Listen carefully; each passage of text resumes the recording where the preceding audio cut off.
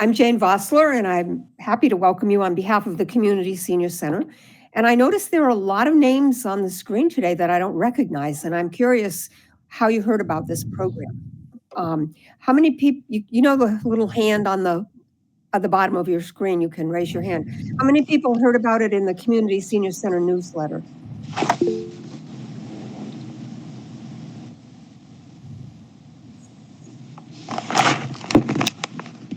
And how many heard about it in Front Porch Forum?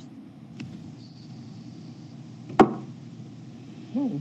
And how about other people? Where did you hear about it?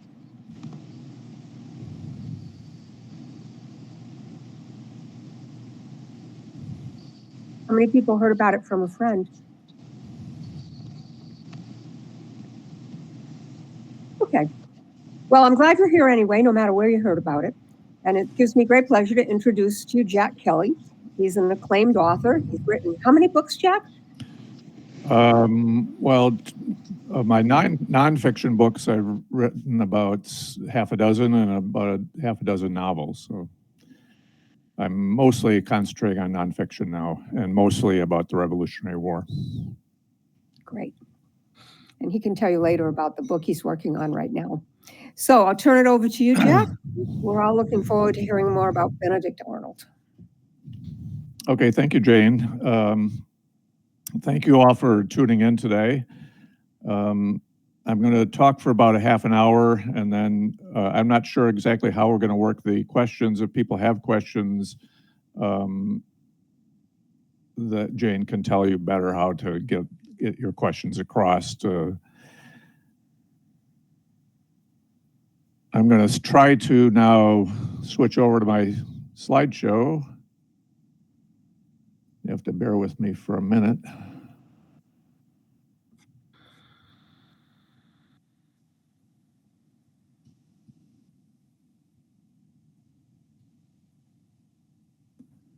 Are we seeing the slideshow now?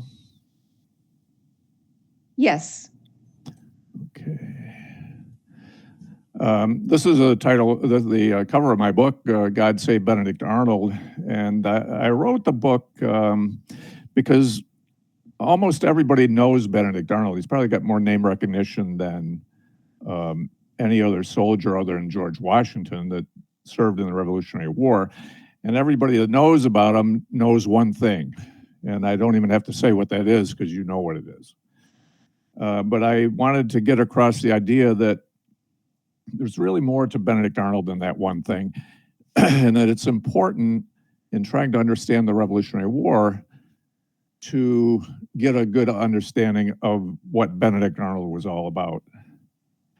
The Revolutionary War began on the morning of April 19th, 1775, when redcoats shot and killed 8 Minutemen at Lexington Green. And the Patriots came back and killed more than 70 of the King's soldiers, and the war was on. Benedict Arnold was a businessman in New Haven at the time. Immediately, the day after the news arrived about Lexington, he marched off to war. 3 weeks later, on May 10th, Benedict Arnold captured the most strategic fortification in the 13 colonies at Fort Ticonderoga up on Lake Champlain in northern New York. And he not only captured the fort, but he then went on his own initiative without any orders up into Canada and captured a British warship that was the only warship they had on Lake Champlain. And he thereby gained control of all of Lake Champlain for the Patriots. And in addition to that,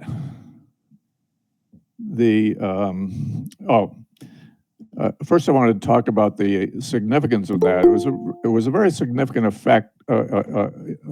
achievement of Arnold, because if you consider the waterway that runs down from Montreal through Lake Champlain, Lake George, a portage over to the Hudson River, and then all the way down to New York City, you're really looking at what was the superhighway of the colonies at that time. And the British strategy during the first 2 years of the war was to capture that waterway.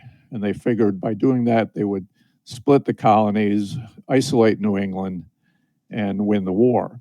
But the obstacle to that was for Ticonderoga, right in the middle, and also the Patriot control Lake Champlain. So the fact that the Patriots took from the British the control of Ticonderoga was enormously important. In addition to that, there were quite a few surplus cannon for Ticonderoga, and the following winter, the Patriots loaded the cannon on sleds and dragged them all the way across the state of Massachusetts and gave Washington his first victory by driving the British out of Boston in March of 1776. So it seems like this capture of Ticonderoga is really an important event in the war. But if you look at the history books, it's often just a footnote. It's not given much importance. The credit, if it is given, is often given to Ethan Allen. Ethan Allen and his Green Mountain Boys did provide the manpower for taking over Ticonderoga. The Green Mountain Boys, as most of you up there probably know, were a vigilante group that Allen had gotten up before the war, really had nothing to do with the dispute with Britain. But after the excitement was over, most of the Green Mountain Boys went home. And Ethan Allen, if you look at his overall record in the Revolutionary War, and I say this knowing he's quite admired in Vermont, but I don't know if I would have named a furniture company after him. The idea for taking over Ticonderoga was Benedict Arnold. The leadership of the operation was Benedict Arnold, and most importantly, that initiative to gain control of Lake Champlain was all Benedict Arnold. So that raises a question, do we owe it to Benedict Arnold to get the history right? And I don't think we do, because he most certainly was a traitor. There's nothing in my book that in any way exonerates him from his treason, which I think in many ways was more serious than many people suspect. But we owe it to ourselves in order to properly understand the Revolutionary War. And the problem is that Benedict Arnold is a paradox. He was both a hero and a villain. He was somebody who was passionately devoted to the Patriot cause and then tried to destroy the revolution later. It's not an easy thing to think about. It's confusing. So what's happened in history, and many historians writing about Arnold have tried to reduce the paradox by saying that he was not a hero at all. He was a villain, or that his accomplishments were not very significant, or that his participation in various events was minimal, or that his motives were suspect. Some of the early biographies even said he was a nasty little boy, and therefore he must have been a traitor from the cradle. This is a kind of Parson Weems type of history where everything is simplified and George Washington could never tell a lie and Benedict Arnold was always a traitor. The real history, what I might call history for adults, is much more complex, much more conflicted, and our history is really full of paradoxical people. Even just in the Revolutionary War, you have people like Aaron Burr, Ethan Allen himself, General Charles Lee, even Horatio Gates.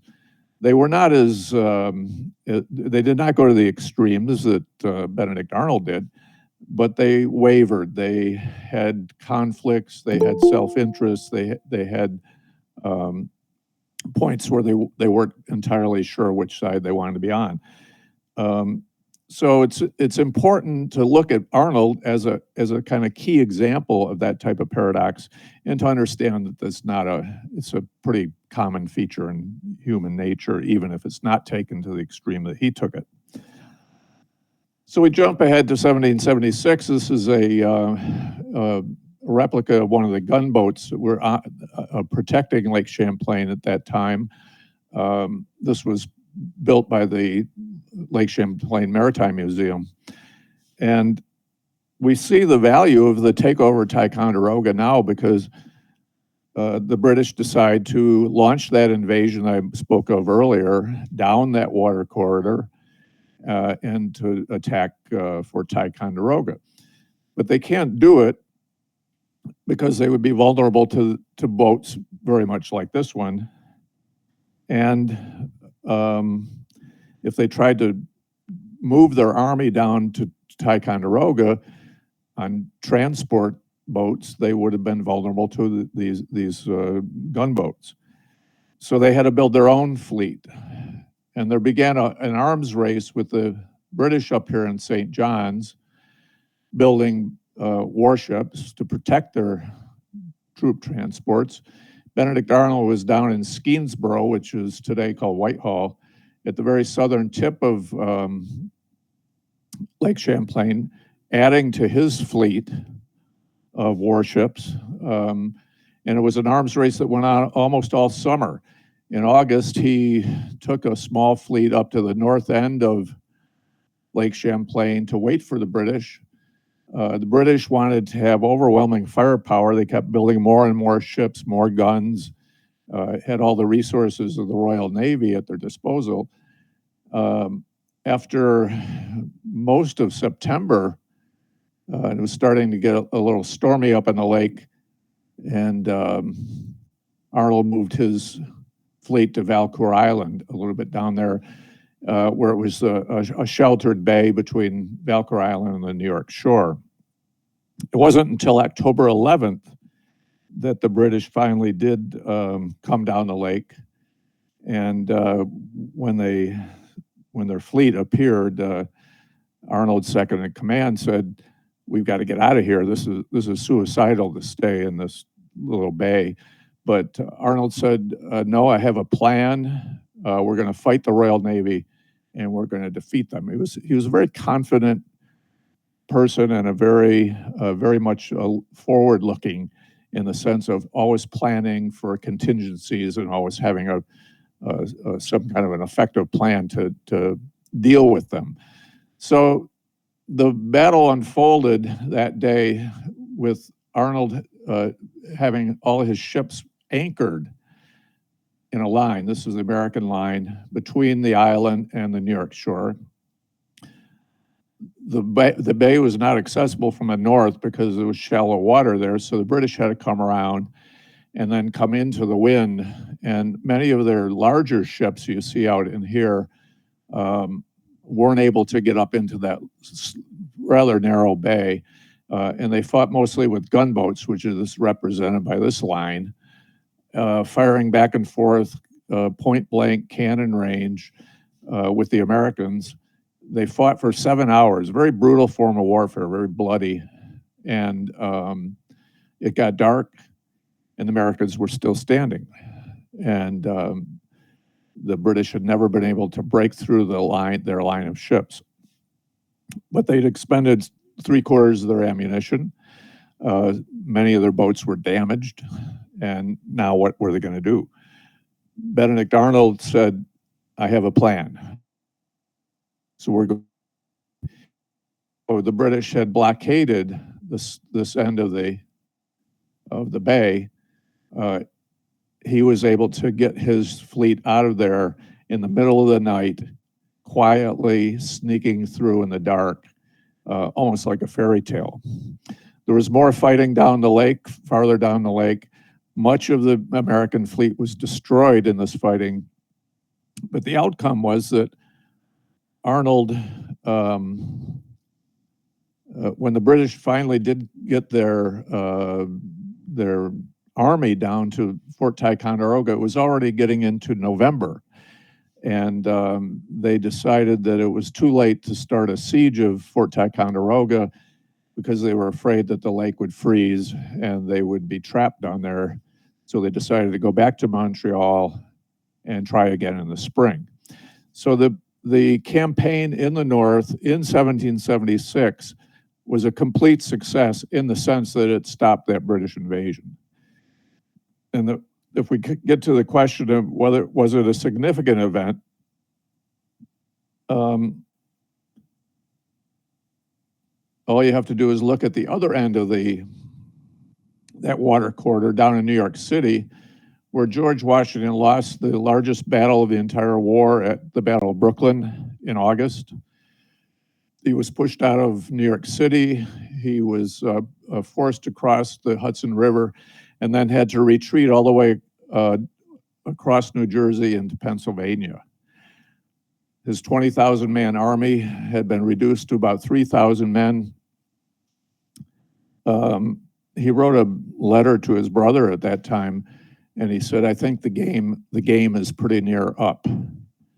And I think that if Washington had to deal with an invasion coming down the Hudson River from the north, it would have been curtains for him. But instead, a lesser-known fact was that Benedict Arnold and Horatio Gates, who was a commander at Ticonderoga, were able to bring more than 600 men down from Fort Ticonderoga. They were no longer needed there because the British had gone home. And they sailed down to Kingston and then marched all the way out to join Washington's army in Pennsylvania.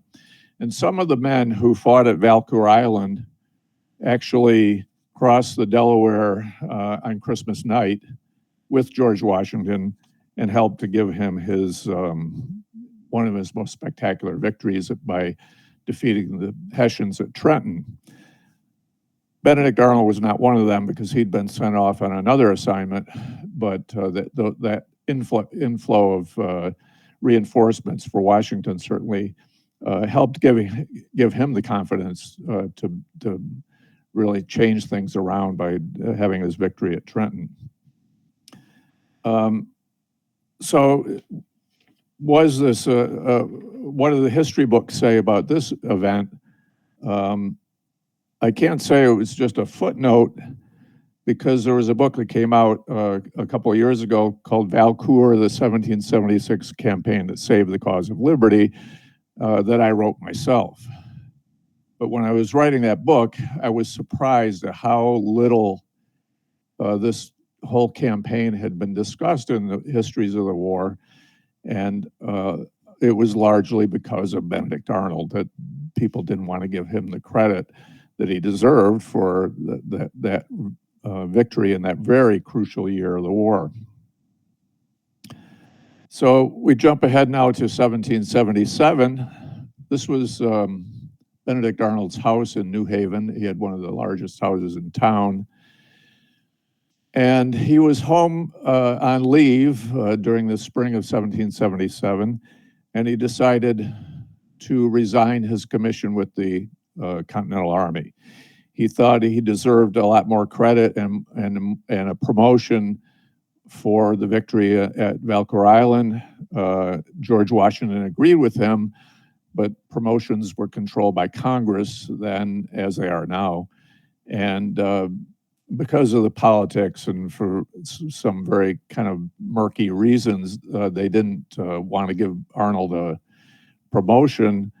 And in fact, they promoted junior officers over his head, which was really a slap in the face to any officer. So he decided to resign, and he was finished with the war.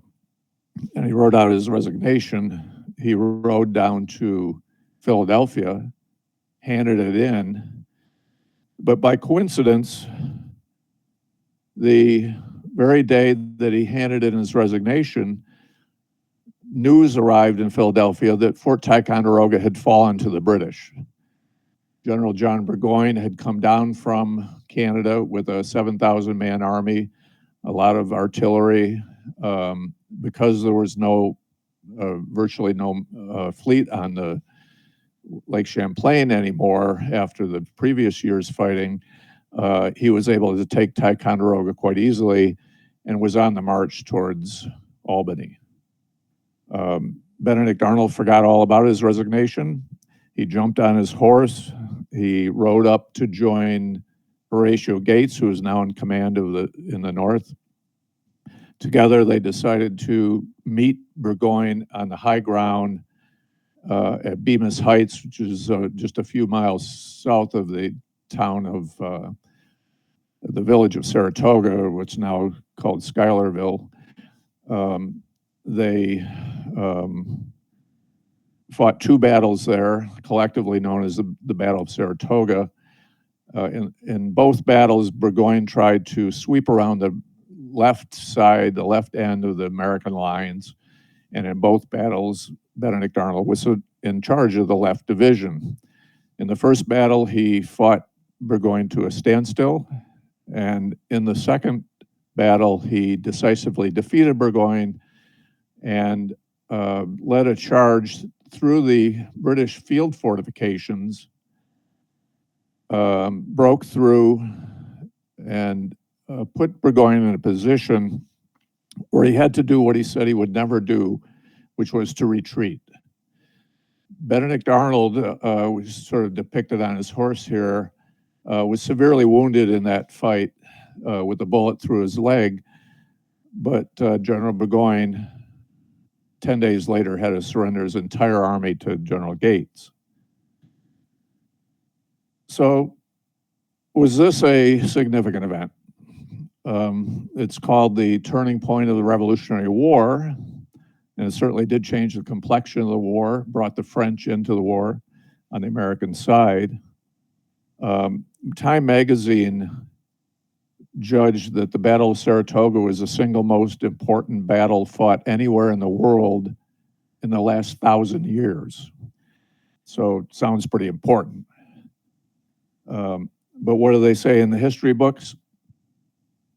They can't say it wasn't important, but many of the accounts have diminished the role of Benedict Arnold. Some of them over the years have said he was drunk during the battle. He had been relieved of his command. He was sulking in his cabin. He wasn't even out on the battlefield, or yeah, he must have been because he got wounded, but he was riding around like a crazy man. Those were all stories intended to diminish the reputation of Arnold after he committed treason.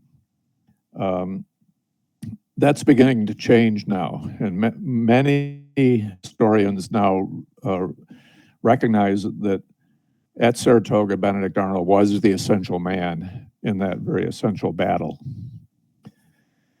3 years later, in 1780, we come to the one thing that everybody knows about Benedict Arnold, which is that he went over to the British. This was an effigy of him that was dragged through the streets of Philadelphia, showing him both two-faced and holding a mask, and the devil behind him headed for the gallows. The question, of course, is why did he do it?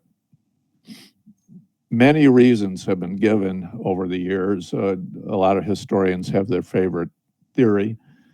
Some say it was entirely the money that the British paid him.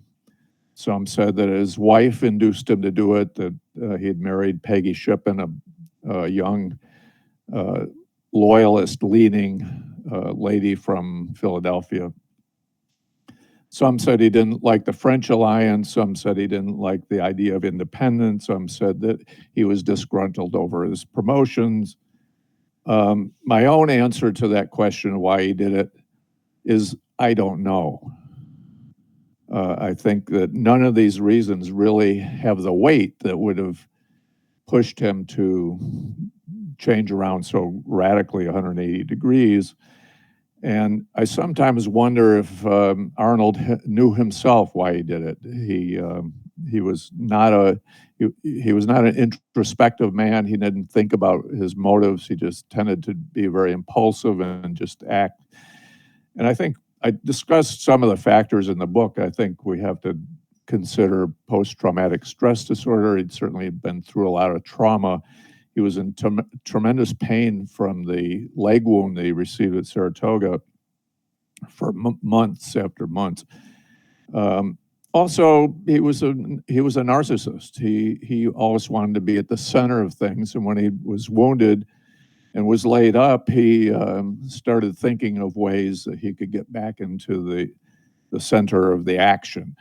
I don't claim that those are reasons that he went over to the British, but are simply factors to consider.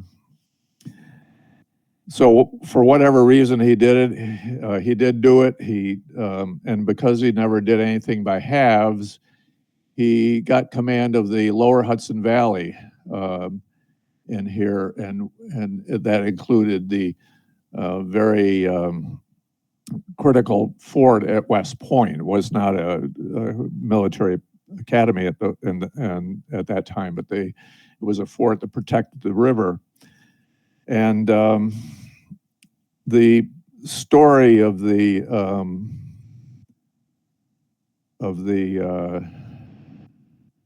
unfolding of Arnold's plot is really one of the great dramas of American history. He met with the head of British intelligence, Major John Andre, in Haversack, which is Haverstraw, which is right here on the west side of the Hudson River, in September of 1780. He gave Andre a map of the fort at West Point. They discussed how the British could take it over, what the troop deployments were. He told Andre to put these documents he gave him in his shoe or in his boot, and then Benedict Arnold went back to his headquarters, which were on the east side of the Hudson River, and Major Andre, after some delay, started riding down the Hudson River on the east side as well. Having crossed over at Peekskill, he was now riding down towards Tarrytown. He was very excited, and he was very nervous. He was excited because this was the biggest intelligence coup of the war, and it really would have made his career once he pulled it off. And he was nervous because Westchester County at that time was no man's land. It was above the British lines, but below the American lines. And it was patrolled by both loyalist and patriot militiamen. Major Andre was riding along in disguise in civilian clothes. And sure enough, 3 militiamen jumped out of the bushes and stopped him. He then made the mistake of saying, "I hope you're of our party." And one of these militiamen, who was probably smarter than he looked, said, "Oh yeah, what party is that?" And so now Major Andre had to guess. And he said, "The lower party," meaning the British, down in New York. And the militiamen said, "We're Americans, get down." They searched him. They found these documents, which were very suspicious. And they refused the bribes he offered them and decided to take him over to their commanding officer, Colonel Jameson. I think Colonel Jameson was a little slow on the uptake because the first thing he did was to send a message by courier to his commanding officer, and that was Benedict Arnold.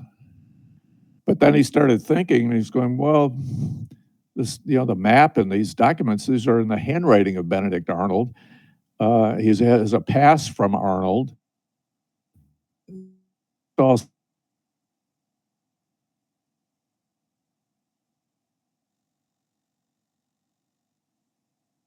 Twist comes in that Washington was not in the American camp at that time, which was over on the New Jersey border, but had been out to Hartford, Connecticut to meet with French officers, and was on his way back to camp and was scheduled to have breakfast with Benedict Arnold at his headquarters the following morning, and then they were going to go over and inspect West Point together. So you have the tense situation where you've got 2 couriers separately heading towards Arnold's headquarters because the second courier found out that's where Washington would be. And you've got George Washington and his entourage coming down from the north. Some of his aides arrive at Arnold's headquarters, saying the general is just up the road. He'll be here in a few minutes. Get ready. Then the first courier arrives, hands a letter to Benedict Arnold. He reads it. He says to his wife, "I got to go." And he tells everybody else that he's going over to West Point, and they should tell George Washington to wait there. He runs down to the river, jumps in his boat, tells his crew, row as fast as you can southward. Washington arrives. Arnold's not there. He's going over to West Point. Okay, Washington says, we'll go over and do the inspection now. He takes his entourage across the river. They get to West Point. The people there haven't seen Arnold in 2 days. Washington starts looking around. The fortifications are falling down. There's not enough men there. And he later described his own thinking, saying, "My mind misgave me, but I had not the least idea of the real cause." And I think we can all identify with that feeling of there's something very wrong here, but I can't really put my finger on what it is. So being George Washington, the unflappable George Washington, he went back to Benedict Arnold's headquarters and decided to take a nap. And before he lay down in bed, the second courier arrived, handed him the papers. He looked it over and immediately knew what was going on. He called in his most trusted subordinate, Henry Knox, and he said, "Arnold has betrayed us. Who can we trust now?" And it was not a rhetorical question because at that point, Washington didn't know who was involved in this plot and how far it went. He sent Alexander Hamilton down on horseback to try to catch up with Benedict Arnold. He sent a message to the army to send as many men as they could get under marching as quickly as possible up to West Point. And then the real drama began with Peggy Shippen, now Peggy Arnold, Arnold's wife.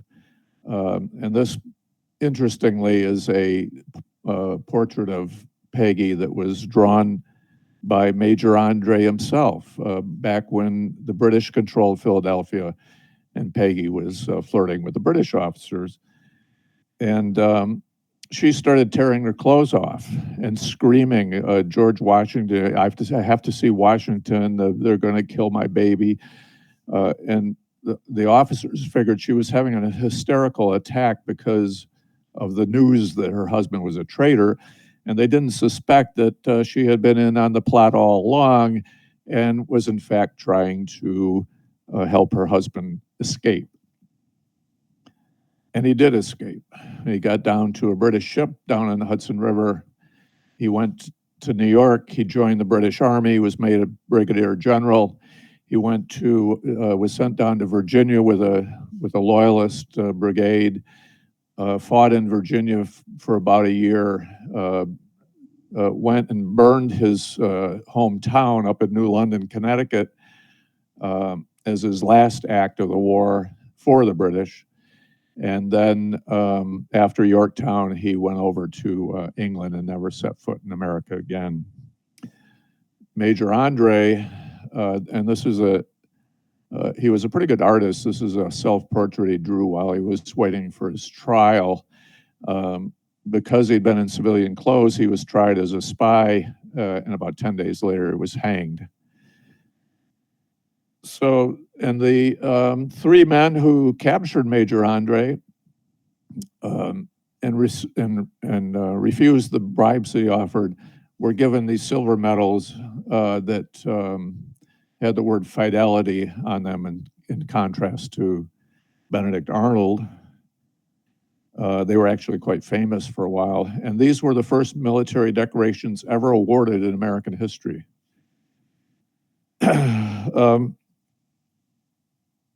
A few days after Arnold's plot was uncovered, one of his aides said,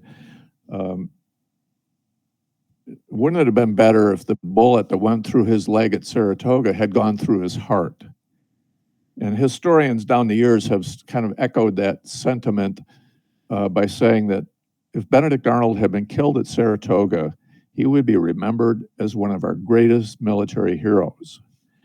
And I think you can see just from the few achievements I talked about today that Benedict Arnold really, there was a logic to that idea that he was such a great hero. But I don't think it's true that he would be remembered in that way. I think he would have been largely forgotten in the same way that almost all of the soldiers who fought in the Revolutionary War have been forgotten. I live in the Hudson Valley. We have Greene County, Sullivan County, Putnam County, Montgomery County. But you ask people and they're not really aware that these counties were named after some of the greatest heroes of the Revolutionary War. So I'm hoping we're now approaching the 250th anniversary of the Revolution, that some new attention can be paid to these men who did the fighting.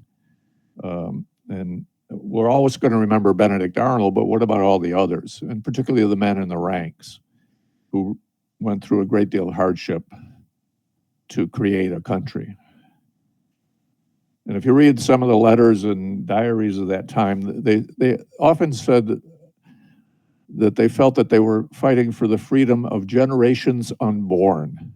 They used that phrase. And we are those generations, and they were fighting for us. So thank you very much. I have a newsletter. If you want to sign up for a newsletter, you can find it at my website, jackkellybooks.com. And I'm going to try to switch back here out of my slideshow and take some questions. How do I do that?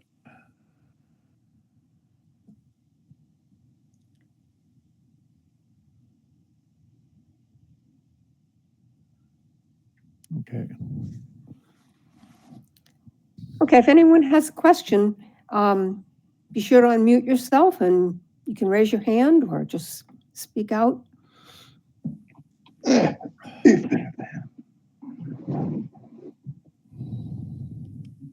Hello? Daryl, go ahead. Oh, yes. So I've been a fan of Benedict Arnold since reading Benedict Arnold's Navy. So what's the difference between your recent book and Valcour?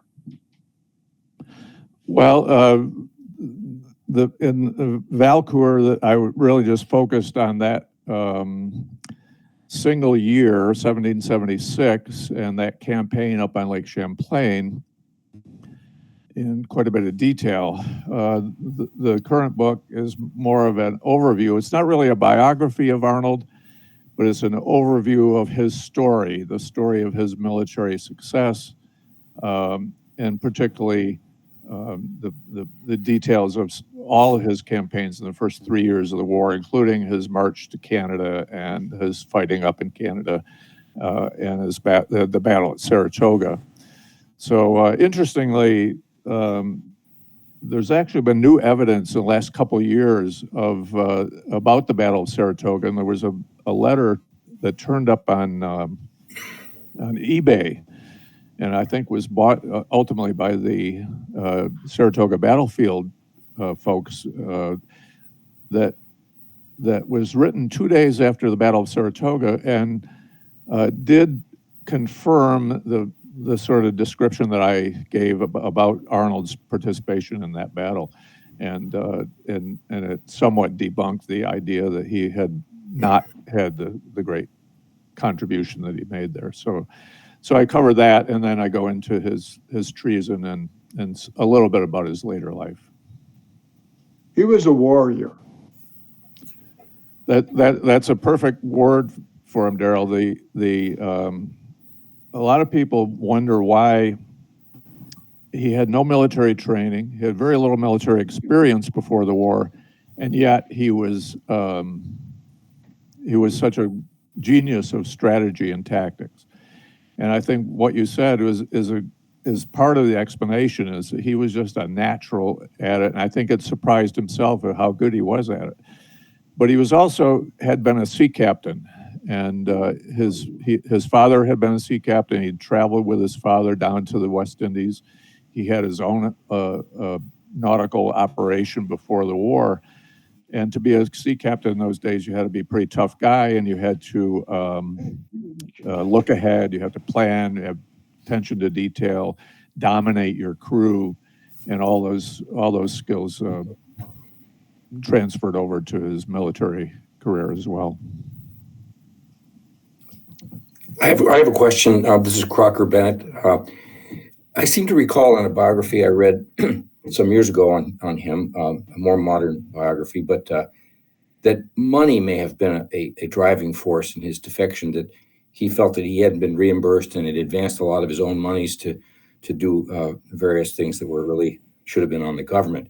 You didn't mention that in the possibilities that were in your top three, and I wonder whether you discount that or whether it is a factor or just how much part you think it played. Yeah, that's a good point. I did mention, I think, because that was really the first thing that most people thought about was the money. He had been offered 20,000 pounds if he could turn over West Point, and that was a huge fortune in those days. It was not so much a fortune to Benedict Arnold as it would have been to some soldier in the ranks, because he was a rich man to begin with. But as you mentioned, he had used some of his money to pay his own troops. He had laid out money what needed on campaigns, and always had trouble getting Congress to reimburse him, and had gone through a lot of bureaucracy trying to get repaid for the money he'd laid out. He was somewhat short of money at the time, and that all supports the idea that he did it for the money. But when you look at the degree to which he risked his life and did give money out to his troops, it's hard to believe that he was so obsessed with money that it would cause him to do this 180-degree turn. Even after he started plotting with the British, he was handing out money to the children of Joseph Warren, who he had met early in the war, and Joseph Warren had been killed at Bunker Hill and left his children orphans, and Arnold thought that they deserved to be supported, and Congress wasn't doing their job, so he gave them money. So he didn't seem like a money-obsessed person to me, but it certainly was a factor. There's no question about that. And he didn't get the 20,000 because he wasn't able to turn over West Point, but he did get a fairly substantial recompense. Peggy also got a stipend from the British government. It's just one of those unknowns, and I think will probably remain an unknown forever. Just following up, that's a good explanation. I was more thinking that he begrudged Congress, because even if he didn't need the money, and he wasn't looking for the money from the British, to feel you've done a lot, to have given money to pay your own soldiers, and to constantly have to grovel to Congress to be paid and have them push you away would seem to make someone bitter. Whether or not it was the money, it was just being insulted in that way. Yeah, which is really a little bit different possible reason. Certainly, direction as well, though he did get the promotions that he thought he deserved. Ultimately, Congress was a little slow doing it, but ultimately they gave him. He was made a major general, and he wasn't happy with that because other officers had been promoted before he was and had precedence over him, and finally they predated his promotion to put him back in the line of command where he thought he should be. So Congress was very inept in handling the military. When I started giving these talks, I pointed out that there was a problem going on in Congress at that time about promotions in the military, that had gotten back into politics. There was a gentleman down in the southern part of the country that was holding up a lot of promotions in the Army and harming the American military to get across a political point. So it still goes on. What was his personality like? Did his men like him? Did other people like him? Do you know? He was a very prickly character. He did have, the people that liked him a lot. And the people that hated him were his sworn enemies, and he made a lot of enemies. He didn't suffer fools lightly. He seemed to be really loved by the men he led in battle because they recognized how competent he was. He looked after their needs. He was very close friends with Joseph Warren, as I mentioned. Unfortunately, Warren got killed quite early in the war. And he was quite close to George Washington. Washington loved him and was really, more than anybody, I think, was totally heartbroken when Arnold went over to the enemy. But he was not necessarily somebody you'd want to spend a lot of time with. He could be very abrasive as well.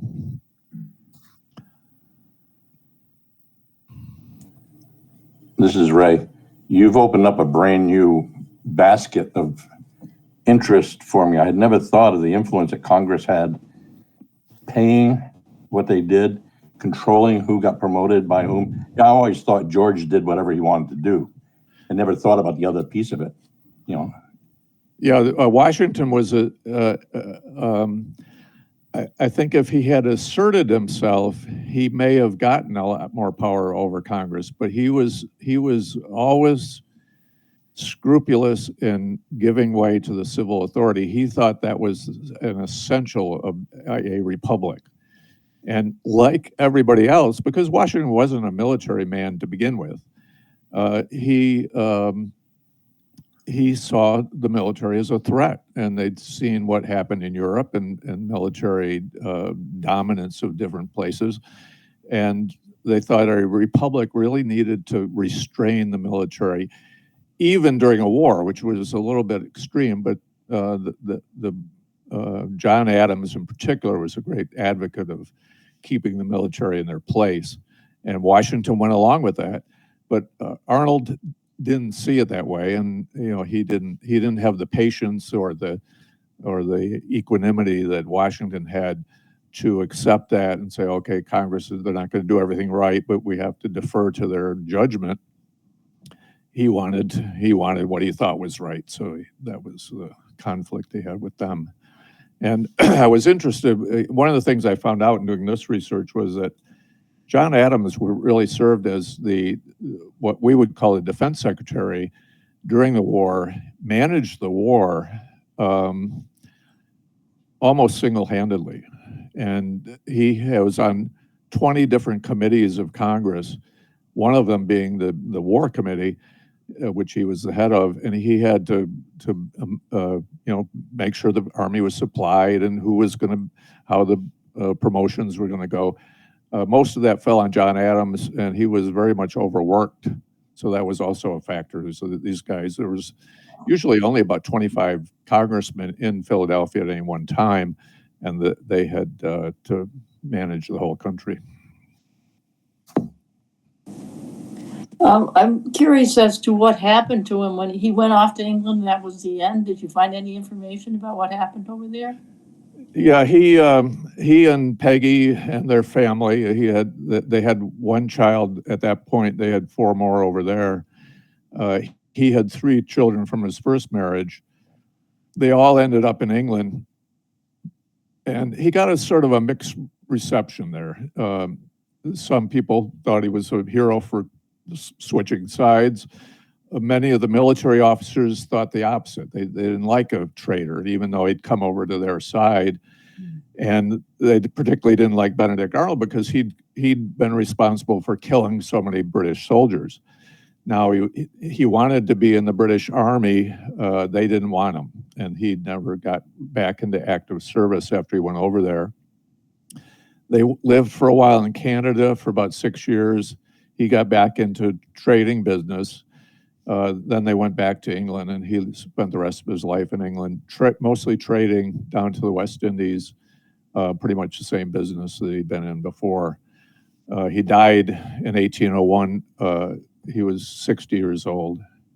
And Peggy stayed loyal to him, and all his children were made British, all the male children were made British officers. And so that was quite a perk to be a British officer. And surprisingly, there were descendants of Arnold that were British officers, and some of them were generals, all the way down to World War I and serving in the British Army.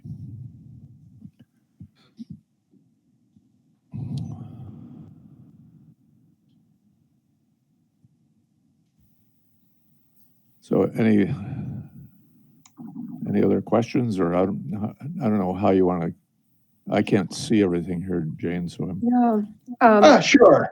You didn't talk about the conflict between Arnold and Ethan Allen at Ticonderoga. Yeah, I mentioned that, Allen and the Green Mountain Boys had provided the manpower, but they very quickly decided Ethan Allen had very little credentials for getting involved in the war. He'd been hired by some businessmen down in Connecticut to attack Ticonderoga, but he wasn't really official. He had no official commission in any military. So when Arnold showed up he had his uniform on and looked like a regular soldier. Allen deferred to him somewhat, and they sort of had a joint command for the takeover of Ticonderoga. But as soon as that was over, then Allen wanted to be in charge, and Arnold didn't think he was competent to do it, and they had a dispute that went on for weeks and afterwards. And finally, Arnold was relieved of his command, partly because he had been, it gets a little complicated, but he had been taken into the Massachusetts militia, and they didn't want to pay for keeping up a fort in New York State. So they withdrew their support, and he was called back, and some other New England troops took over at Ticonderoga, and Arnold went off, and that was when he went up and joined the invasion of Canada, still in 1775. But it was a long dispute with and another area where Arnold made a lot of enemies by rubbing people the wrong way, as he did with Ethan Allen. You didn't speak much about his trip from Maine over to Quebec, and which I understand was very harrowing. I also remember reading the book Arundel, where I guess a lot of that was historical fiction, but in that book, they apparently had a trader that convinced them that they needed to build bateaus, and as opposed to the canoes the Indians were saying that they needed to buy. Was any of that stuff true? Do you know? Yeah, I actually covered in quite a bit of detail in my book that expedition over the mountains of Maine it was sort of the second prong of the attack on Canada, with the Maine invasion coming up Lake Champlain. George Washington and others thought that it would be good to send an army over the mountains of Maine on what was really just a trail. Arnold took 1,000 men up there, up the Kennebec River. They had boats, but they used those boats you mentioned mainly for their supplies, and they pushed them wading through ice water upstream against the current, and then had to haul them out and haul all the supplies out to get around the waterfalls and the rapids that they ran into, which there were many. And it was a very harrowing experience. They ran out of food about halfway, so they were stuck at a point where they didn't have enough food to get back, and they didn't know what was ahead. And that was where Arnold really showed the qualities of leadership that were quite amazing. And it's true that a lot of that was documented in that what was a fictional treatment, but very well researched book by Kenneth Roberts. And most of what he talked about there was true. I mean, he made up the dialogue and stuff, but it was a true account. And he had studied all the diaries of the men who went along on that expedition, and they were able to get food back to them. They almost starved to death. Arnold went ahead, got food from the Canadians and sent it back to them, formed the army down in opposite Quebec, almost was able to take over the city, but then the expedition began to flounder when Richard Montgomery got up there, coming up on the other prong, and they tried to attack Quebec on December 30th during a snowstorm, failed. Montgomery was killed, and that was the beginning of the debacle of the Canadian invasion.